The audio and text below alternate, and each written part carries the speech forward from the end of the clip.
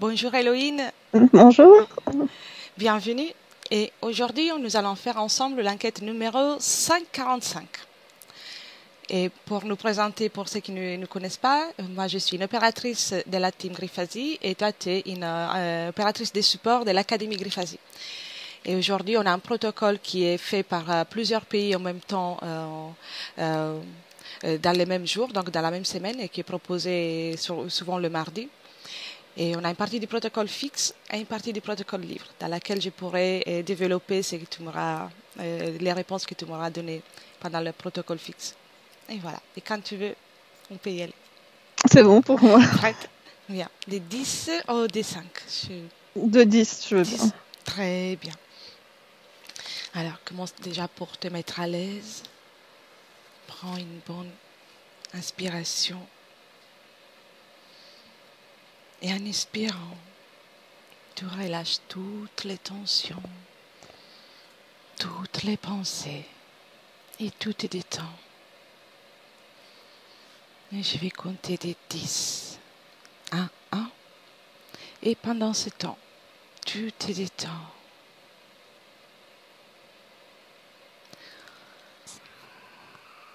10.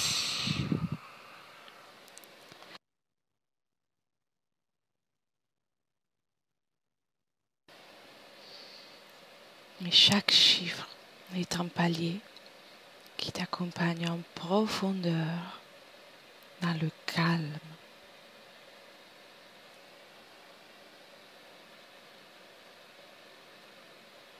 9.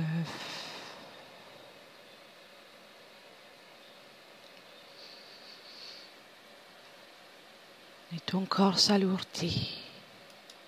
Et tu te sens détendu et calme.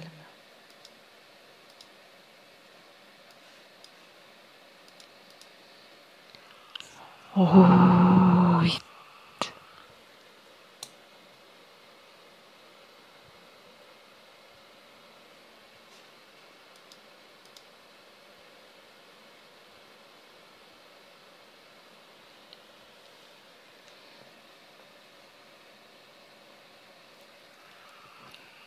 Sept.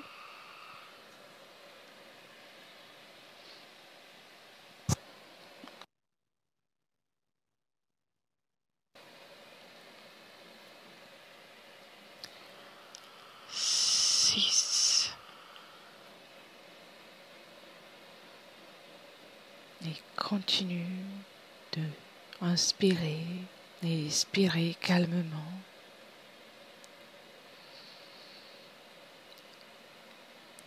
Ressens tout ton corps qui s'alourdit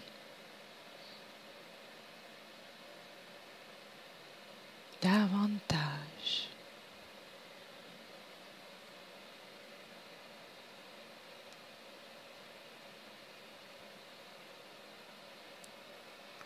Cinq.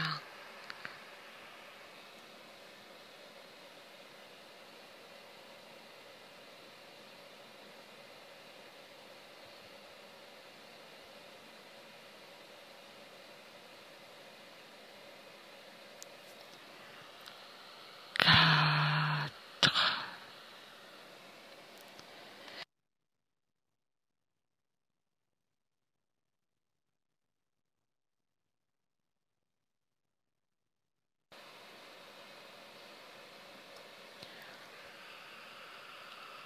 3.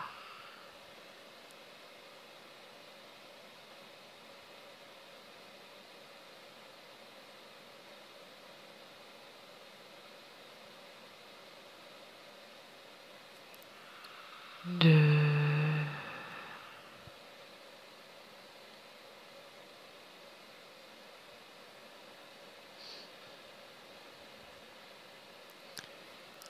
Et 1.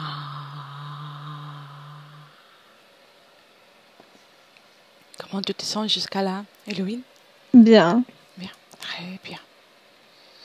Maintenant, cherche et observe dans l'espace métaphysique ce qui se passe pour les corps dimensionnels associés aux protagonistes euh, lors d'un acte sexuel consentant.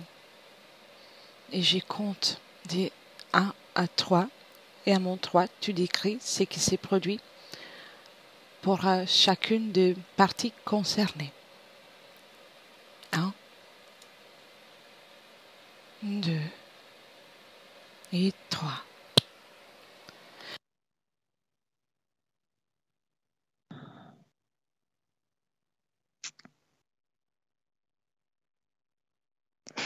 Alors, il n'y a pas grand-chose. J'ai un espèce de sensation au niveau de la tête. Et c'est comme si... Enfin, je vois une pointe de vis qui descend à partir du front. D'accord. Mais c'est tout ce que je vois, il n'y a rien d'autre. Très bien. Très bien. Comment tu te sens observer tout ça? Bien. Ok. Très bien. Alors, on continue. Est-ce que les conditions que tu observes pour chacun des corps à niveau métaphysique peuvent changer? Oui, non ou partiellement?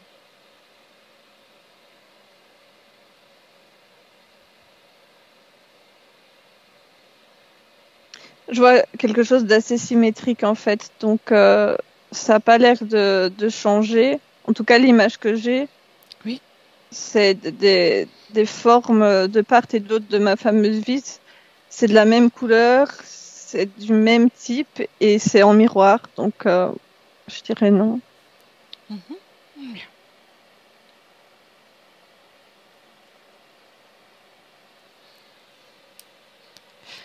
Maintenant, observe quelle est l'énergie primaire, c'est-à-dire la première énergie qui est générée chez l'être humain à la suite d'un rapport sexuel consentant, et décris-la pour ce qui concerne les deux parties impliquées, toujours dans l'espace métaphysique.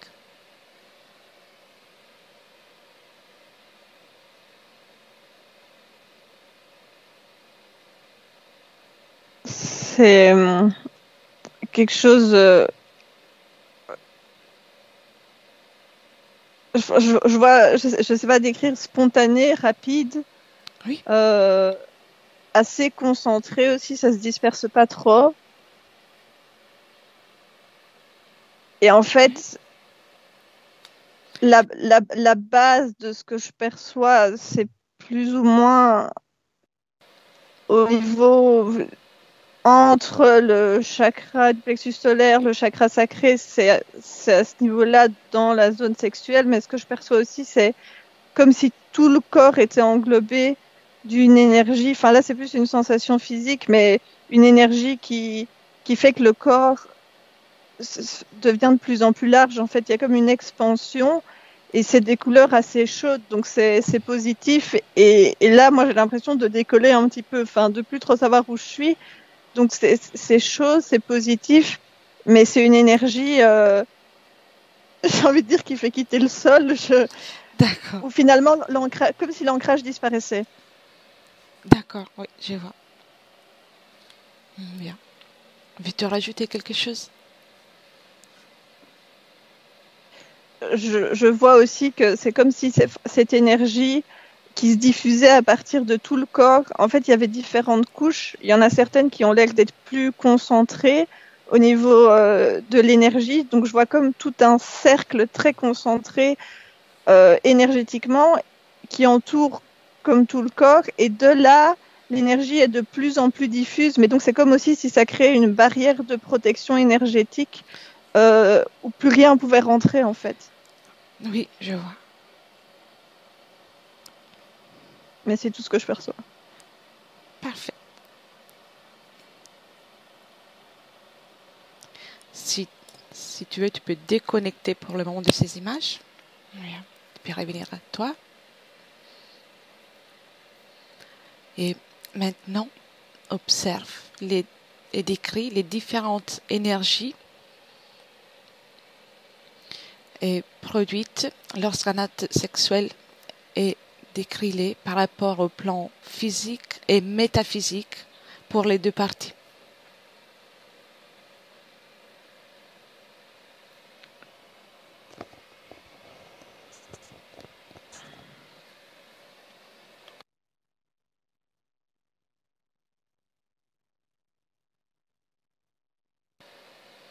C'est plus compliqué parce qu'en fait, j'ai pas d'image, c'est des sensations corporelles et j'ai du mal à les décrire. Oui, d'accord. Et si tu veux, si tu t'éloignes de la scène, par exemple, prends de la distance, est-ce que tu as les informations sans forcément subir comment dire, les informations sans subir les sensations physiques, pardon. Ok, ouais, je m'éloigne. Oui. Comme si tu pouvais regarder depuis un écran.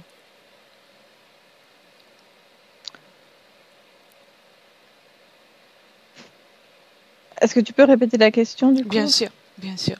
Observe maintenant les énergies produites lors d'un acte sexuel consentant et décris-les par rapport soit le plan physique et métaphysique pour chacune des deux parties.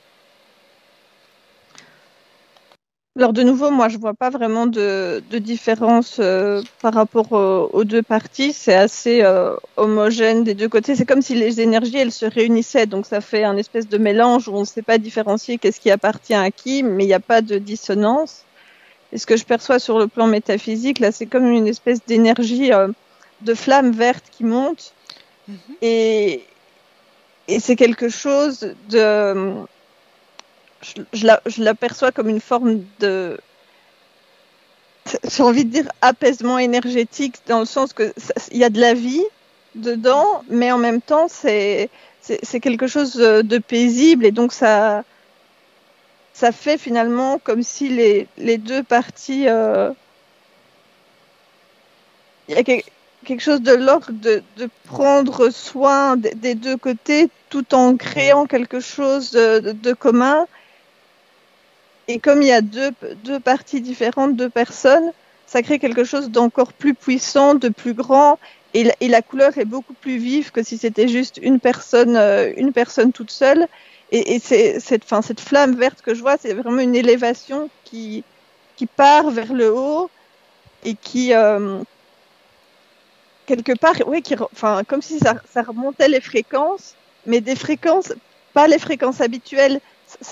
C'est difficile à décrire. Ça remonte les fréquences et ça les purifie ou ça les amplifie dans un sens, atteindre un niveau qu'on n'atteint pas d'habitude dans un état classique de la vie quotidienne. Enfin, c'est le ressenti par rapport à cette flamme verte, il est là, mais là je suis pas au niveau physique, je suis au niveau éthérique, alors qu'au niveau physique, ce que je perçois, c'est quelque chose de beaucoup plus lourd, un petit peu brut, enfin plus de l'ordre de l'ancrage, de la création, de la construction, mais on est enraciné au niveau de la terre, donc quelque part, si on joint les deux, le physique et le métaphysique, ça fait un ensemble cohérent parce qu'on a la connexion ancrage et une connexion plus spirituelle. Et du coup, l'image que je vois maintenant, c'est comme si c'était vraiment l'image de l'arbre parce que mes énergies d'ancrage, elles sont un peu de la couleur d'un tronc et puis j'ai cette énorme flamme verte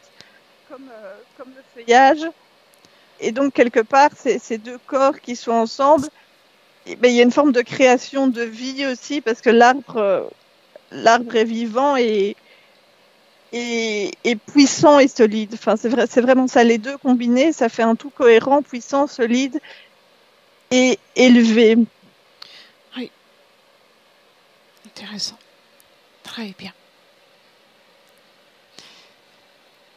Alors, veux-tu rajouter quelque chose? Non, c'est tout ce que je vois. Très bien. Observe maintenant comment les différentes énergies et les conditions respectives créées dans les champs énergétiques individuels entrent en contact et interagissent les unes avec les autres au cours d'une relation consentante. Toujours.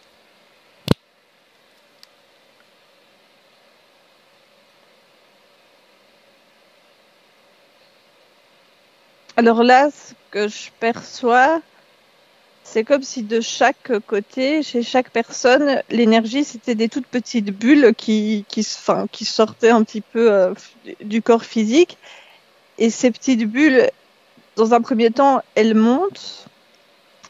Et puis quand elles arrivent à une certaine distance de hauteur, tout d'un coup, il y a quelque chose comme un espèce de champ magnétique qui fait qu'elles vont se rapprocher, se mélanger entre elles. Et alors, au lieu de rester des petites bulles individuelles qui flottent dans l'air, elles vont s'organiser et créer une structure où finalement, on va avoir l'impression d'avoir j'ai envie de dire, un tapis cohérent. C'est comme si c'était, enfin, ce que je vois, c'est une tache de couleur, mais où il n'y a pas d'espace de vide. Alors qu'au début, les petites bulles, c'est des points de couleur, mais entre elles, il y a du vide. Mais quand il y a ce champ magnétique qui les rapproche, d'un coup, ça crée quelque chose où il n'y a pas de dissonance, il n'y a pas de trou. Ça s'harmonise et, et ça reste, ça englobe un petit peu le corps physique, ça bouge un petit peu, ça peut pas trop s'éloigner des corps. Donc c'est comme j'ai de nouveau cette idée de protection qui vient. Ça crée une petite couche protectrice et rien peut provenir de l'extérieur. Oui, Et ça reste ensemble, ça s'est rassemblé et ça a créé un tout. oui, je vois. Très bien. Depuis ton point de vue, euh, est-il possible qu'il y ait des dangers, ou qu'il s'est créé des dangers sur le plan métaphysique lors d'un rapport sexuel consenti? Oui, non, ou partiellement. Alors oui, je perçois un truc qui a l'air de venir d'en bas. Hmm. C'est bizarre. Enfin, par rapport à ce que je te disais avant, où j'avais mes bulles j'étais en hauteur parce que ça montait. Et donc ici, ce que je perçois, c'est le danger vient du bas, comme si finalement l'énergie protectrice, elle n'était pas vraiment partout, mais qu'il y avait quand même des possibilités enfin, des portes d'entrée qui sont moins protégées quelque part. Et ce que je perçois comme type de danger, c'est des espèces c'est pointu. Je vois des pics. D'accord, des pics. Et je profite déjà pour te poser des questions parce qu'on a terminé la partie fixe de protocole. Et quand il y a cette énergie que tu perçois des dangers, est-elle liée à quelque chose en particulier, à une condition en particulier de l'un des participants? Oui, oui, ça provient d'un des deux, oui. Pouvons parler d'éventuelles désharmonies énergétiques ou même d'interférences? En fait, c'est comme si tout d'un coup, d'un des deux côtés, il y avait le focus qui était distrait par quelque chose. Et donc, toute la production énergétique ne va plus dans le même sens de l'harmonie, mais il y a une partie qui est déviée parce qu'il y a eu une distraction et donc il faut aller s'inquiéter de ce que c'est. D'accord. Donc lorsqu'il n'y a pas vraiment une concentration totale et à C'est ça. 100% dans l'acte, il peut y avoir ça. Et ça peut arriver dans un rapport, que ce soit entre personnes, un rapport occasionnel ou entre personnes qui ont une relation sentimentale sincère, dans les deux cas, ou que dans un des deux cas. Dans les deux cas. D'accord. Donc c'est quelque chose qui peut arriver, peu importe la condition de la relation des Oui, personnes. Je oui, vois. oui. Et tu as parlé du fait qu'il y a une énergie, la flamme verte qui monte avec une fréquence purifiée, complètement plus, comment dire, amplifiée par rapport à ce qu'on peut créer seul. Et si tu observes après la suite de l'acte, est-ce que cette énergie reste, ou des résidus de l'énergie restent chez les deux personnes? Alors là, je vois que, en fait, ça dépend. ça reste, mais en moins intense, parce qu'il y a plus cette espèce de communion. Par contre, ça peut rester chez l'un des deux et pas chez l'autre, ou plus fort chez l'un, moins fort chez l'autre. Donc là, on n'est plus sur quelque chose de symétrique, on revient sur quelque chose de personnel et dépendant de la personne. D'accord. Ça, ça concerne l'investissement sentimental ou la capacité de garder sa propre énergie sexuelle élevée. Non, non, enfin, je sais, ça a l'air d'être différent. Autre chose. D'accord. Est-ce que tu vois qu'est-ce que c'est qui peut générer, faire en sorte que cette énergie reste encore pour un moment? Alors, je vois plutôt là où elle part que là où elle reste. Mais là où elle part, ce que je vois, c'est comme s'il y avait un filet finalement qui prenait toute l'énergie de la personne et qui l'entraînait à distance et en même temps ça éteint la flamme verte. Là où ça reste, j'ai pas l'impression qu'il y a cette espèce d'appât ou de filet qui vient chercher, alors que là où elle part, très clairement, il y a quelque chose d'extérieur qui vient s'emparer de cette flamme, mais pas que de la flamme verte, de tout le corps énergétique de la personne, en fait. Comme un affaiblissement énergétique? C'est pas un affaiblissement, ça vient de l'extérieur. C'est pas comme si la batterie se vidait, c'est vraiment quelque chose d'externe qui vient chercher. D'accord. Et il s'agit de quelque chose qui est commun à tout le monde ou c'est différent pour chacun? Non, ça a l'air d'être différent pour chacun. Prends un exemple, juste un exemple au hasard que ça pour avoir quelques données. Et qu'est-ce que c'est ce filet dans ces cas-là que tu observes? Des pensées, des émotions, des situations externes?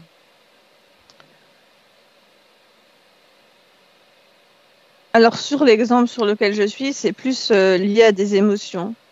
Des émotions de basse fréquence.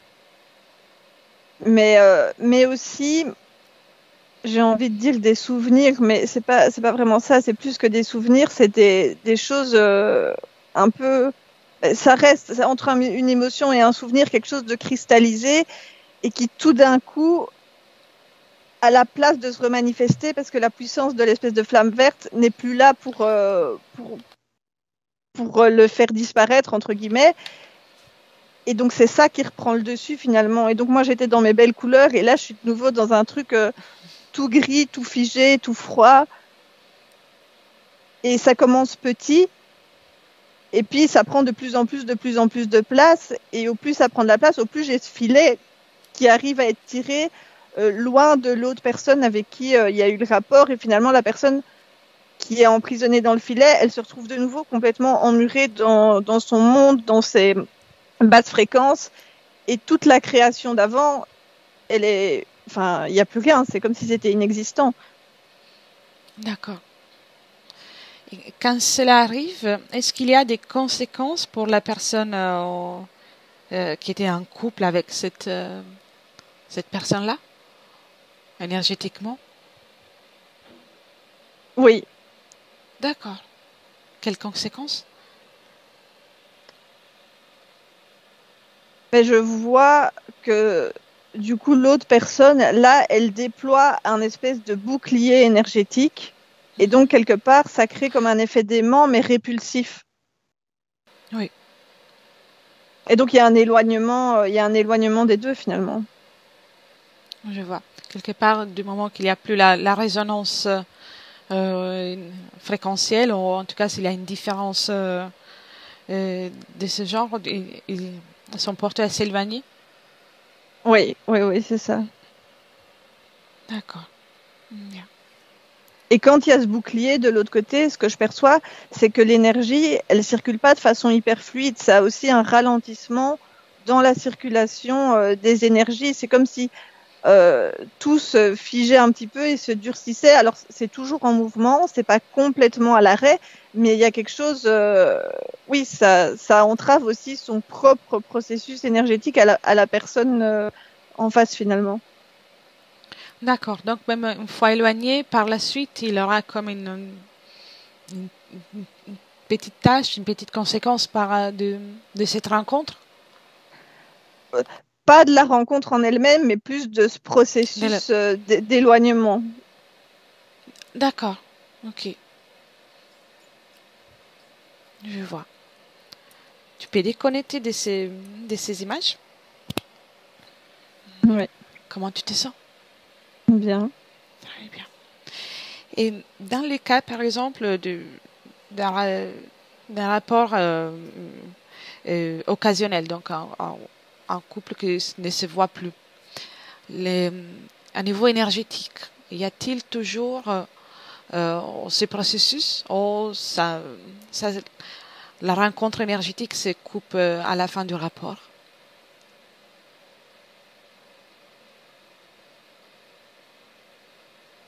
Ben, là, ce que je vois, c'est que de base, c'est comme si le rapport, dès le début, chacun était un petit peu plus bas énergétiquement et avait un petit peu une forme de bouclier initial avant même qu'il soit passé quoi que ce soit.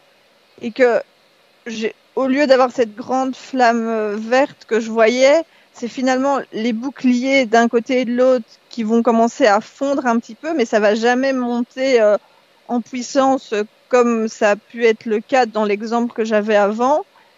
Et alors à la fin, c'est marrant parce que là, ce que je vois, c'est comme si finalement, je visualise pas du tout ce filet, comme si, comme c'est occasionnel, ça n'a pas tant de conséquences et ça vient pas réactiver des souvenirs ou quoi que ce soit. Et donc, chacun s'éloigne de son côté, mais de façon plus sereine, j'ai l'impression. Enfin, ce que je perçois ici, c'est ça. Oui, je vois, je vois. Il y a Intéressant. cet éloignement, mais qui n'est pas aussi violent, j'ai envie de dire, que ce que ça a pu être dans l'exemple que j'avais avant. Donc, il n'y a pas d'impact, par exemple, émotionnellement au niveau des pensées dans ces cas-là. Ça se Non, termine et c'est tout. Alors que dans voilà. l'autre... Oui, vas-y, vas-y. Dans l'autre cas, il y a, euh, par exemple, si tu observes le corps émotionnel, une fois qu'il y a cet éloignement particulier, et comment cela fonctionne, le corps émotionnel? Il ralentit. L'énergie ne circule plus partout. J'ai l'impression qu'elle est concentrée. Juste là, je vois le cœur, le plexus solaire, mais c'est comme si ça pouvait pas circuler dans les autres chakras finalement. Donc c'est une concentration énergétique qui tourne au ralenti. Et, et l'énergie qui en sort, elle est moins puissante, c'est-à-dire qu'elle ne sait pas se diffuser dans un spectre aussi large. Et donc, enfin, cette image un petit peu de protection énergétique que j'avais, elle s'amenuise et ça peut laisser la place à des attaques entre guillemets extérieures. En tout cas, il y a des portes ouvertes où potentiellement des menaces peuvent s'infiltrer. Pour les deux personnes, ok pour la personne euh, qui s'éloigne en premier, qui baisse en énergie en premier. C'est Alors là, valable pour les deux? je voyais la personne qui, pas celle qui s'éloigne, mais celle qui subit l'énervement. Je regardais chez elle. Et donc, celle qui s'éloigne avec le filet, là, en fait, on est carrément sur quelque chose de figé. Enfin, l'énergie ne circule plus et c'est comme si c'était gelé. Oui, je vois. Et toujours avec cet exemple, si on remonte au moment avant de la rencontre intime, et les conditions énergétiques de ces deux parties, quelles étaient? Comment était la situation? Alors, différente. Mhm. J'en vois enfin la personne qui finalement va se faire happer par le filet, on était plus sur des fréquences quand même basses à la base. Enfin, je vois juste des couleurs, mais on est sur une espèce de tristesse, de bleu triste, alors que de l'autre côté, je suis toujours sur du jaune, de l'orange, donc globalement plutôt joyeux. Mais donc de base, avant le rapport, au niveau énergétique, il y avait une différence des deux côtés. D'accord, il y avait déjà ça. Oui. Ok, très bien. Tu peux déconnecter de ces images? Déconnecte. Et tu as observé, toujours pour ce qui concerne la flamme, est-ce qu'il y a toute cette énergie, tu as parlé d'une sorte de barrière de protection, comme si plus rien pouvait attendre les deux parties. Oui. Quelle est quelle est cette fréquence? Si tu as des chiffres. Je vois 47 000 en termes de chiffres. D'accord, d'accord. Ça correspond à une émotion en particulier, ou à quelque chose en particulier, une dimension particulière? Alors, le mot qui vient, c'est plénitude. Et en termes de dimension, oui, j'ai l'impression que c'est comme si c'était une autre dimension que le quotidien. J'ai pas de précision, mais comme l'étage du dessus d'un escalier, quoi. Je sais pas Oui. comment le décrire autrement. Ah, c'est parfait, c'est très clair, c'est parfait. Intéressant. Et est-ce que l'être humain est en mesure de rejoindre cet état de plénitude avec cette fréquence sans qu'il y ait un acte sexuel? Oui, oui. Euh, il y a des façons particulières ou naturellement?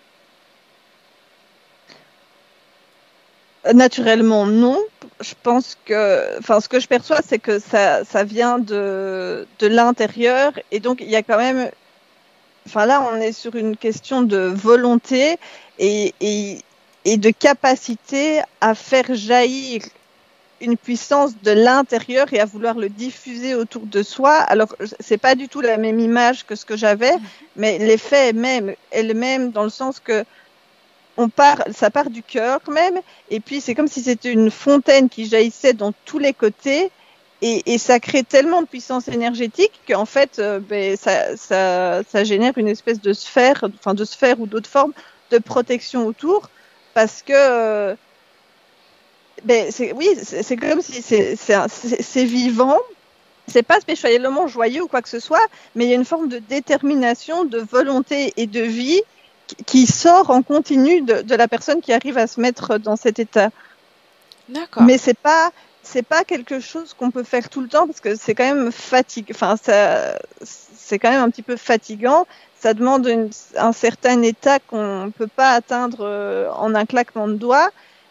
Mais ce que je vois, c'est qu'au plus il y a une forme d'entraînement, au plus c'est facile. Alors que le bouclier sera pas aussi puissant à chaque fois, mais à force, ça peut devenir quelque chose d'un petit peu naturel, entre guillemets, d'être toujours dans cet état de ça vient de l'intérieur, je projette à l'extérieur, et donc ce que je projette à l'extérieur me crée ma zone de sécurité et de confort. Intéressant. Est-ce qu'il y a beaucoup de personnes sur la planète qui sont en mesure de faire ça sans, de cette façon? Non, là par contre, j'en vois pas tant que ça.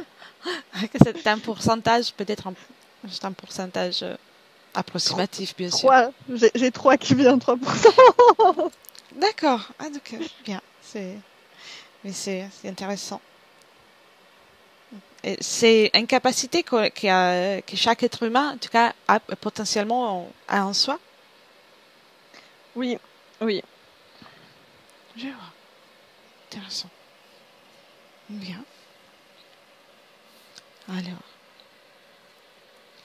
Et ok, on a vu aussi la partie quand on a vu le physique et les métaphysiques ensemble. Donc, tu as remarqué, tu as vu la force un peu plus lourde, plus brute du bas du corps physique, et alors l'énergie plus légère du côté métaphysique, comme un arbre.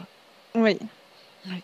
Est-ce que tu as quelque autre chose à rajouter au sujet de cette description?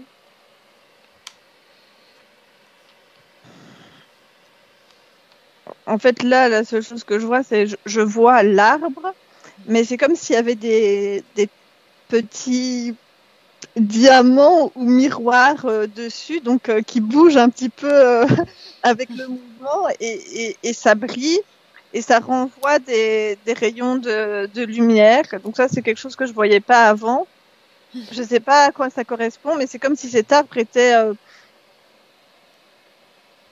c'est pas porteur, c'est créateur de ces espèces de petits miroirs qui renvoyaient des rayons lumineux. Comme si, alors, à ces moments-là, l'énergie créée par les deux pouvait être aussi émanée, diffusée en tant qu'information ailleurs. Oui, oui, parce qu'en fait maintenant je vois un phare, donc oui, cette lumière avec mes petits éclats là, ce serait comme la lumière d'un phare qu'on peut voir et percevoir à distance. D'accord. Ok. Y a-t-il une utilité dans ça, le fait que ça soit visible ailleurs?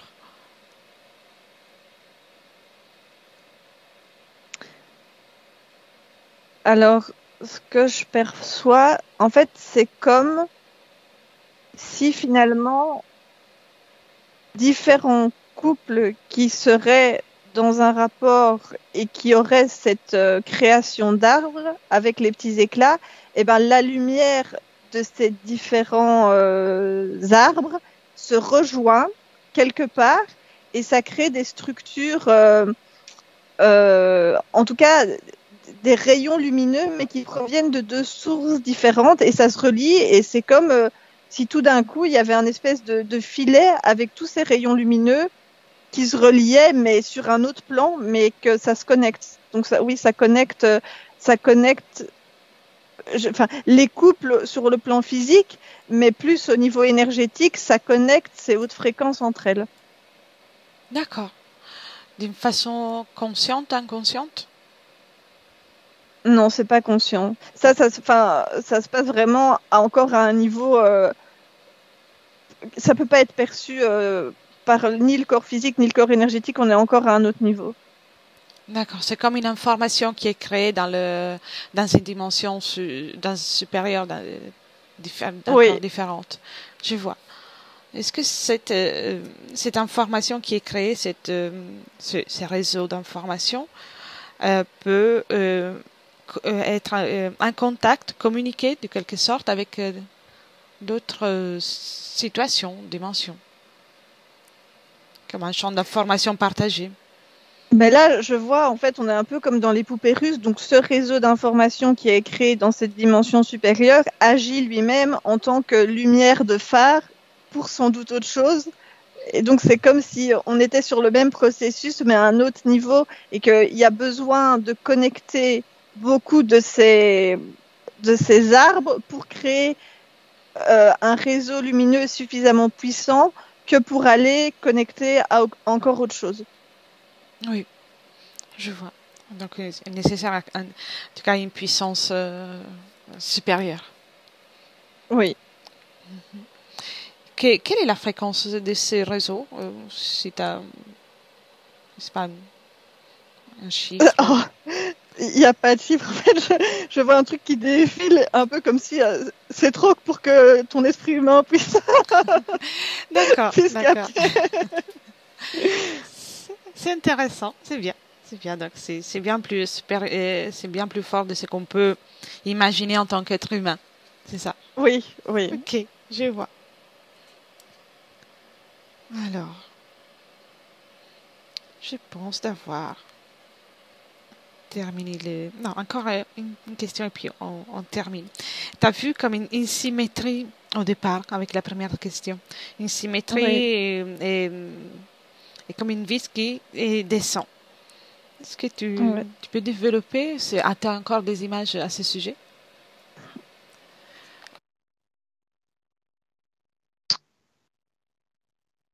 Ben, la vis, elle est vraiment entre les deux corps énergétiques que je vois. Donc, c'est comme si c'était le lien entre les deux, quelque part. Mhm. D'accord. Et,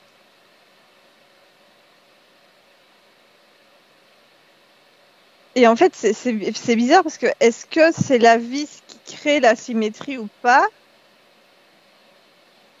Oui, en fait, c'est ça. La vis vient se placer là, je ne sais pas si c'est le terme, mais quand elle relie les deux, elle crée la symétrie. Mais si elle n'est pas là, cette symétrie n'est pas présente. D'accord, mais C'est il peut comme y si avoir... c'était Oui. quelque chose qu'il fallait, enfin, l'élément déclencheur, quoi, qui allait aligner les gens sur la même fréquence pour que le rapport puisse avoir lieu. D'accord. Et cette vis est créée par les deux, c'est quelque chose qui est déjà existante. En fait, ce que je perçois, c'est que ça existe et il faut que chacun s'y connecte. Mais c'est pas si immédiat que chacun la trouve. C'est ce que je perçois. C'est ça. C'est comme un potentiel qui est dans chacun et qui se manifeste au moment de l'acte, de la situation. Non, c'est pas dans chacun. C'est comme si c'était extérieur à chacun et que pour qu'il y ait cette espèce d'alignement, comme j'ai vu avec l'arbre, les deux parties doivent venir se connecter à cette vis, mais c'est peut-être lié à cette histoire de consentement en fait. Oui. Que finalement la connexion est automatique, ça c'est ce truc quand c'est consenti. Parce que là j'ai le mot consentement qui vient, donc c'est peut-être une symbolisation de OK. En fait maintenant cette vis elle prend un peu l'aspect de les cachets comme les lettres à l'ancien temps, les sceaux là avec la cire, ça prend cette Oui, forme-là.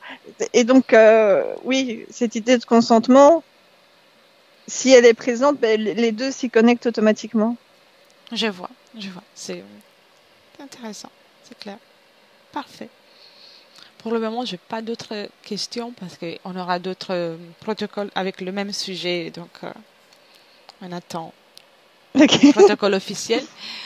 Et donc, si tu as, si t'as quelque chose à rajouter, si tu vois quelque chose qui attire ton attention, j'écoute volontiers. Autrement, on rentre.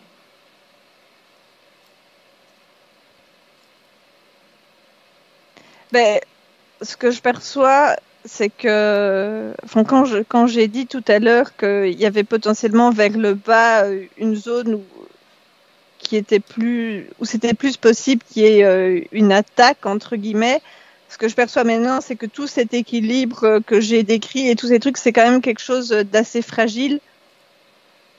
Et donc, c'est pas tant une évidence que ça. Moi, je l'ai vu, l'exemple que je voyais, c'était comme ça, mais on est quand même sur quelque chose, la moindre petite chose peut faire basculer toute cette espèce d'équilibre et d'harmonie, et donc ça reste fragile parce que mon niveau du sol, qui était la zone potentielle d'entrée de dissonance, euh, est quand même bien présente aussi, quoi. C'est ce que je perçois, c'est ça.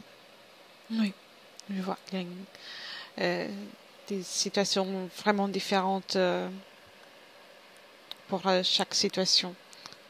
Oui, c'est différent pour chaque situation. Il y a des énormes potentiels si si tout se connecte dans le bon sens, c'est très puissant ce qui se dégage, mais un petit détail peut faire que ça va pas se connecter comme ça. Oui. À propos de ça, une dernière question. Est-ce que tu as un pourcentage de ceux des couples qui parvient à rejoindre cette euh, perfection, cette flamme verte là, en tout cas, une énergie puissante, de créer une énergie puissante dans cette situation. Alors c'est pas dans tous les cas, c'est pas à chaque fois, mais j'ai entre 30 et 40 qui y parviennent, pas chaque fois, mais régulièrement, on va dire. D'accord. Ah, bien. Très bien. Parfait. Ok. Prête pour les retours? Oui. Parfait. Bien. Alors, Elohim commence par déconnecter de tout et de tous, complètement déconnecté. Tu reviens dans tes énergies à toi. Tu commences à te régénérer. Et tu te sens de plus en plus dans ton corps. Tout ton corps récupère les forces utilisées par cette session. Et avec le A complètement déconnecté, tu commences à choisir l'énergie que tu veux pour revenir à toi, pour retourner et poursuivre cette journée. La joie, le bonheur, tout ce qui te fait plaisir. Et tu la ressens qui augmente et augmente à chaque battement de cœur. Et tu te sens à merveille.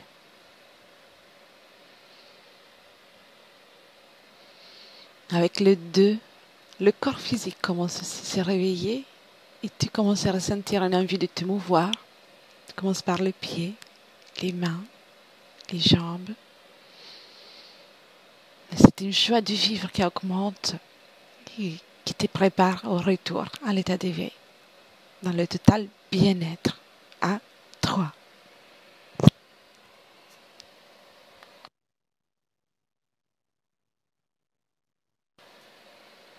Bienvenue. Merci beaucoup. Bien. Comment tu te sens, Héloïne? Ça va. Ok, bien. Alors, reste avec moi et je coupe juste l'enregistrement. En tout cas, merci beaucoup pour toutes ces belles informations e alla prossima. Oui. Merci. Benvenuto a questo nuovo video di Disclosures. Oggi parliamo della cosiddetta sessione di ipnosi investigativa.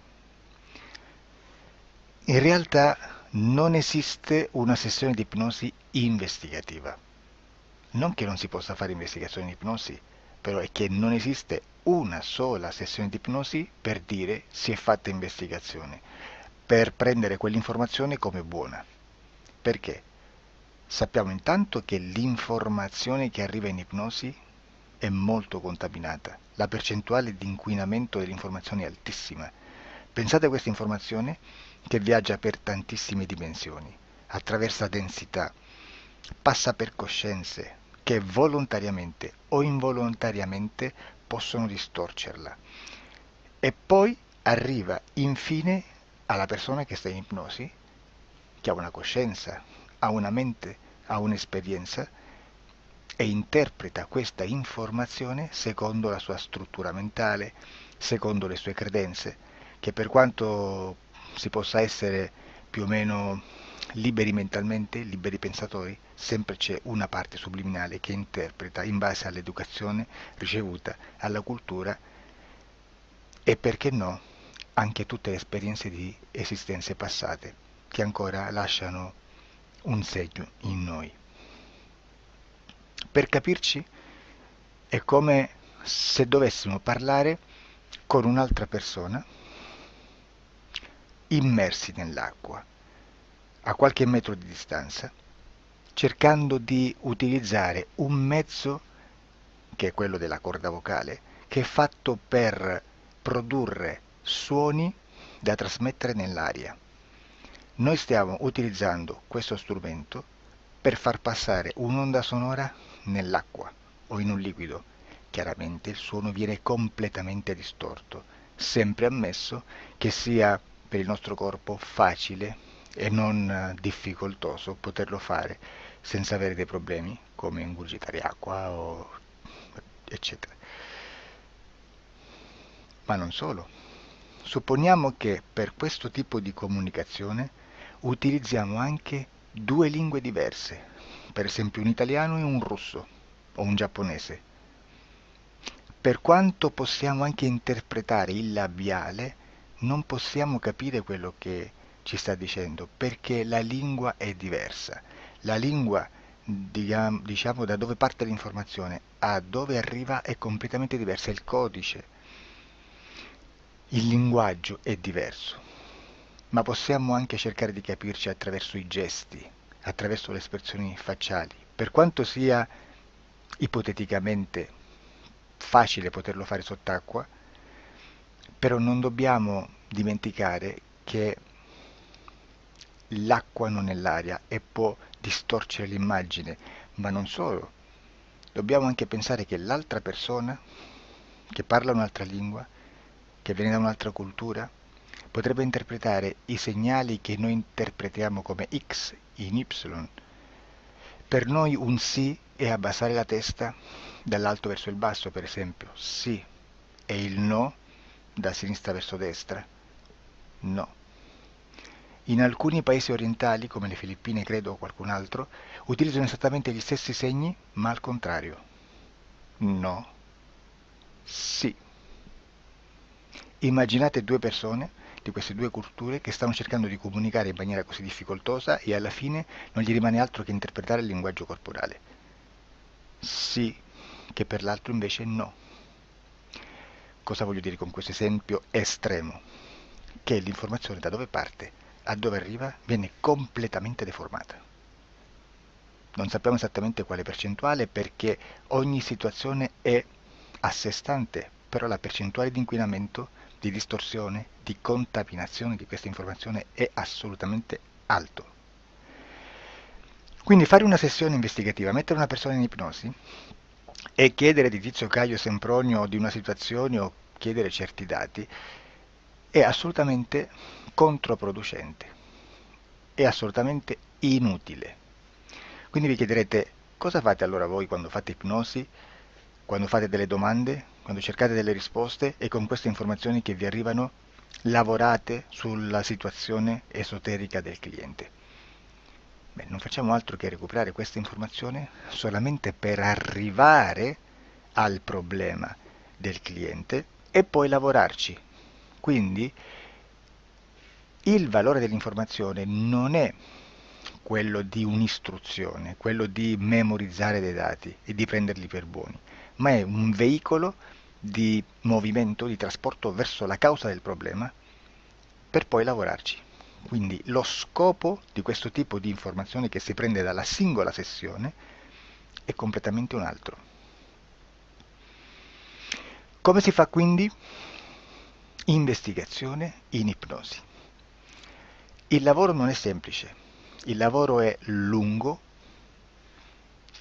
difficoltoso, stancante. È necessario farlo anche in squadra perché bisogna moltiplicare il numero di sessioni da fare e una sola persona potrebbe farlo soltanto in un tempo estremamente largo. Noi abbiamo delle informazioni che prendiamo ormai per buone, ci lavoriamo, danno dei risultati e quindi per noi sono buone. E come abbiamo fatto ad avere queste informazioni? Per esempio, come facciamo a sapere che un extraterrestre chiamato il cosiddetto grigio è più o meno alto X, poi ci sono magari quelli anche un po' più alti, ma hanno un corpo strano, hanno una pelle grigio-verde, hanno degli occhi grandi a mandorla, neri, senza una pupilla visibile, non hanno quasi bocca, né naso, né orecchie, hanno soltanto delle fessure, non hanno organi genitali, hanno degli arti molto più lunghi rispetto alla proporzione che potrebbe avere il corpo umano, e di solito hanno meno dita delle 5 del corpo umano, eccetera, eccetera, eccetera. O se prendiamo un altro tipo di essere che possiamo incontrare in ipnosi, come facciamo a dire che hanno delle somiglianze con i rettili, gli animali rettili terrestri o gli animali, gli invertebrati, gli insetti terrestri? Perché? Perché siamo sicuri di questa informazione e ci lavoriamo e quando ci arriva la prendiamo già per buona, nonostante sia anch'essa contaminata.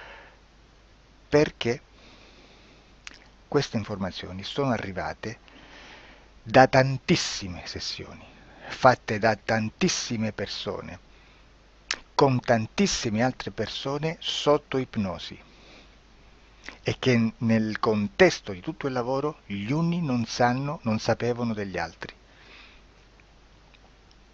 Questo dato può essere più o meno rilevante, sempre c'è contaminazione e quindi possiamo prendere per buono anche un gruppo di lavoro dove l'uno possa sapere dell'altro. Ci potrebbe essere una contaminazione del contesto di quel gruppo di lavoro, ma si aggiunge semplicemente una piccola percentuale di questa contaminazione a già la grande che esiste. Non è così impossibile lavorarci. Da tutte queste sessioni, da questo grande numero di sessioni, migliaia, diciamo migliaia, noi prendiamo solamente quell'informazione che è uguale a tutte, che è in comune a tutte, o a quasi, perché magari qualcuna ci potrebbe essere niente in comune per una fortissima contaminazione, perché no? Ma dobbiamo prendere una stragrande maggioranza proporzionalmente abnorme rispetto a quello che potrebbe essere un minimo di scartabile, e lì possiamo prendere per buona questa informazione. Quindi se noi su 10.000 persone diverse, con operatori anche diversi, in cui in ogni sessione vediamo un essere che più o meno ha le stesse caratteristiche del grigio o dell'insettoide, a forma di mantide religiosa, o il rettile a forma di lucertola, per esempio, di serpente o di quello che sia, o se vediamo il pianeta Marte più o meno di colore rosso, o se vediamo dei sotterranei eterici, non fisici, nel sottosuolo terrestre, soprattutto sotto le grandi città, dove c'è concentrato molto potere, molta energia di questo tipo, e chi più ne ha chi più ne metta. Se vediamo degli impianti che hanno certi tipi di funzioni, certi tipi di forme in certe parti del corpo, e questa informazione la ritroviamo tutta o quasi in tutte le sessioni fatte, eseguite, realizzate da tanti anni a questa parte, significa che quella è una informazione affidabile. E vi posso garantire che stiamo parlando di una percentuale bassissima. Su un 100% staremo, credo, forse più in basso di un 2-3%. Immaginate, tutto il resto è spazzatura, è informazione spazzatura. Sì, spazzatura.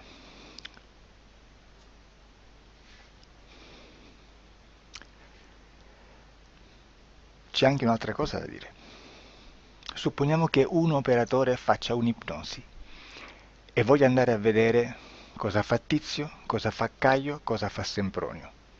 Arrivano delle informazioni e si dice che Tizio è biondo, Caio è zoppo e Sempronio è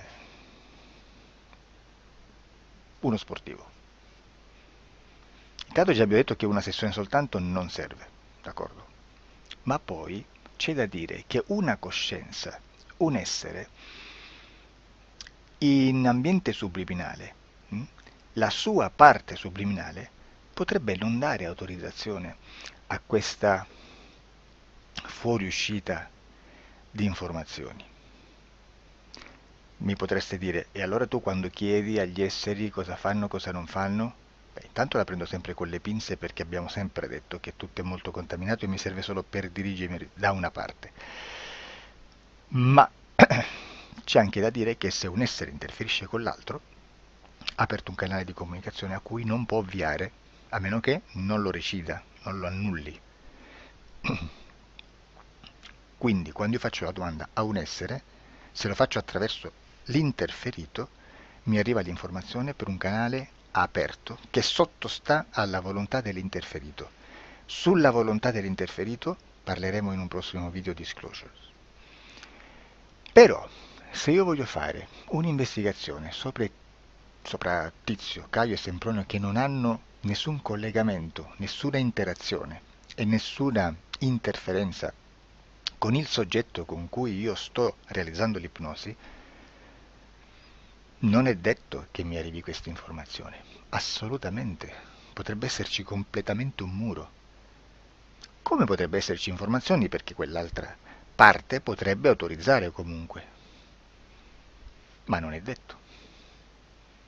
E comunque quando ci arrivano informazioni, in una situazione di non interferenza o non interazione, non possiamo sapere esattamente se sono informazioni che ha autorizzato la parte subliminale dell'altra persona o dell'altro essere, o qualche altro essere, qualche altra entità furba approfitta della situazione, osserva quello che sta succedendo, si mette in mezzo, si fa passare per l'altro e dà informazioni ovviamente distorte, prima perché non è detto che debba conoscerle, e anche se fosse potrebbe manipolarle a sua volontà e a suo vantaggio. E quindi immaginate che situazione ridicola ci si viene a trovare, in quale situazione ridicola ci si viene a trovare in questi casi. Da qui si vede quando un operatore riesce a utilizzare l'informazione in ipnosi. Come? Per lavorare su un soggetto. Da qui l'osservatore attento delle sessioni di ipnosi riesce a capire se quell'ipnosi è un'ipnosi affidabile, un'ipnosi con un livello di informazione certa, con una alta percentuale di informazione certa. Non vi nascondo che in futuro potrei anche impostare un lavoro per decifrare che livello di certezza di informazione c'è in un'ipnosi, analizzandola e spiegando il perché, spiegando i meccanismi di analisi di un'informazione in ipnosi,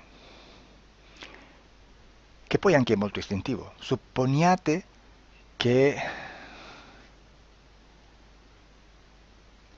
Supponiamo che dobbiamo cercare un'informazione su internet, per esempio un fatto di cronaca. Voi preferite mettervi su un sito ufficiale? A caso. L'ANSA in Italia,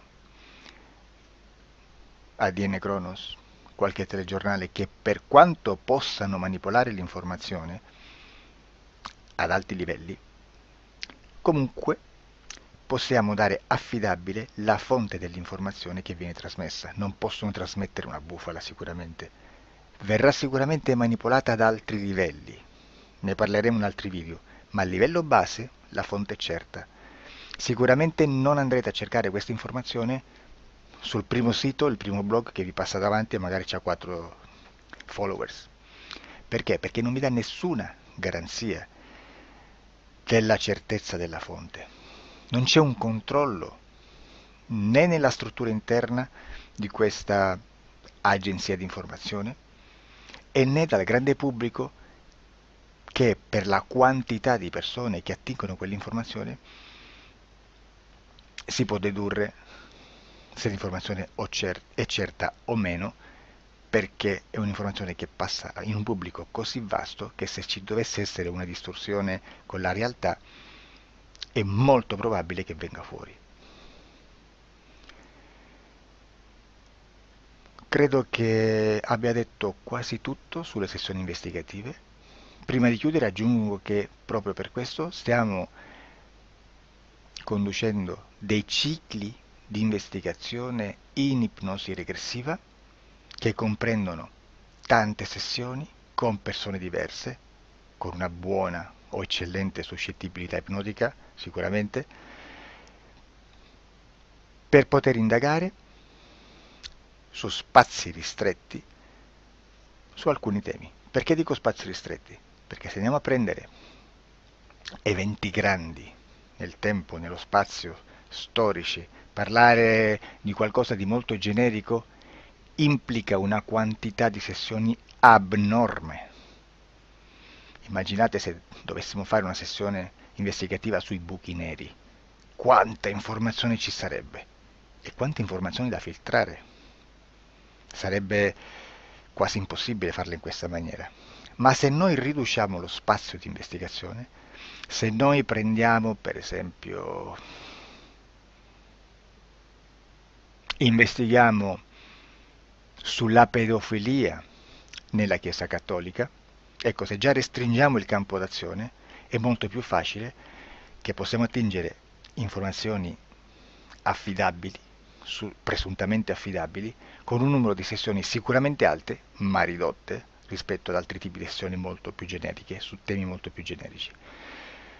Quindi per fare anche delle investigazioni su temi molto generici bisogna suddividerli in temi, in dettagli, per poi alla fine, quando tutta l'informazione è stata filtrata ed è stata dedotta l'informazione comune, si possono mettere insieme per cominciare a costruire il quadro, mettere insieme tutti i puzzles. Questo è il vero senso dell'informazione in ipnosi, quando si fa ipnosi investigativa. La sessione Per risolvere una problematica, un problema, con una presunta origine esoterica di un cliente, di una persona, è un'altra cosa, sono altri metodi, altre tecniche e l'informazione si usa in un'altra maniera, ha un altro scopo. Grazie, ci vediamo al prossimo video. Disclosure.